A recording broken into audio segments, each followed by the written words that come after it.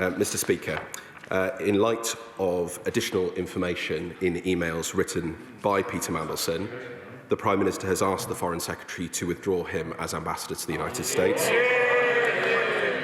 The emails show, Mr. Speaker, that the depth and extent of Lord Mandelson's relationship with Jeffrey Epstein is materially different from that known at the time of his appointment. In particular, Mr. Speaker, Lord Mandelson's suggestion that Jeffrey Epstein's first conviction was wrongful and should be challenged is new information.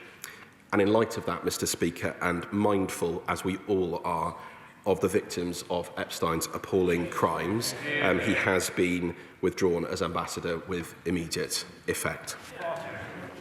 Neil O'Brien. Mr. Speaker, I thank you for granting this statement, and I agree with the words of the Minister about September 11th and Charlie Kirk.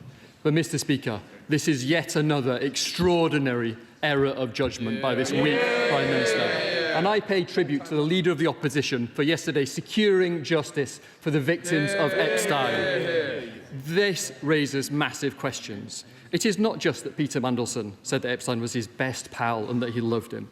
It wasn't just that he brokered a deal for him while he was Business Secretary. We now, of course, know that he was working for Epstein's early release after he was convicted. And the simple question is this. Is the Minister now saying that the Prime Minister did not know about any of this at the point where he was appointed? Don't say the boxes were ticked and the process was followed. What did the Prime Minister know at the point of his appointment? Our Minister this morning said, "My understanding was that all of the information was present."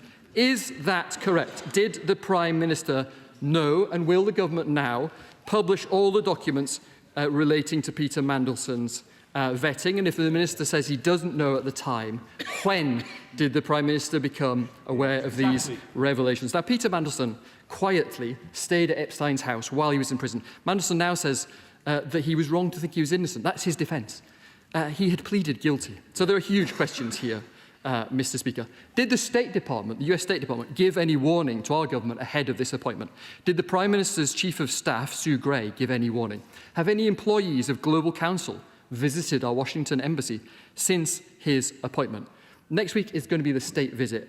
This is a huge turmoil ahead of it, and I cannot believe that the government have put our monarch in this terrible position. I am glad that Peter Mandelson has now gone. The Foreign Secretary had said that protecting women, girls and victims was her priority. How on earth did that square with the behaviour of the government over recent days, squirming and twisting to try and protect Peter Mandelson rather than the victims? Mr. Speaker, let's be clear. This is a government where you had a corruption minister having to resign over the links to corruption.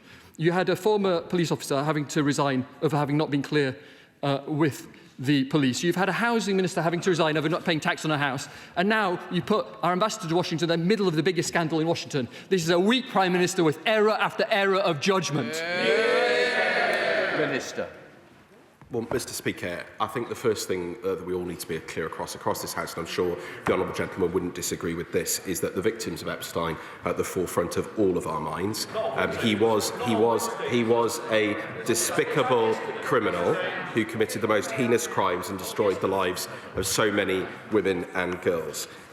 Clearly, obviously, events in the last few hours, he wrote his remarks before that, but I want to reiterate what I said to him, which is that the emails show that the depth and the extent of Lord Mandelson's relationship with Jeffrey Epstein is materially different from that known at the time of his appointment. And in particular, Mr. Speaker, the suggestion that Jeffrey Epstein's first conviction was wrongful and should be challenged is new information. Lord Mandelson has resigned. That decision has been taken, and that is a very, very clear answer to his questions.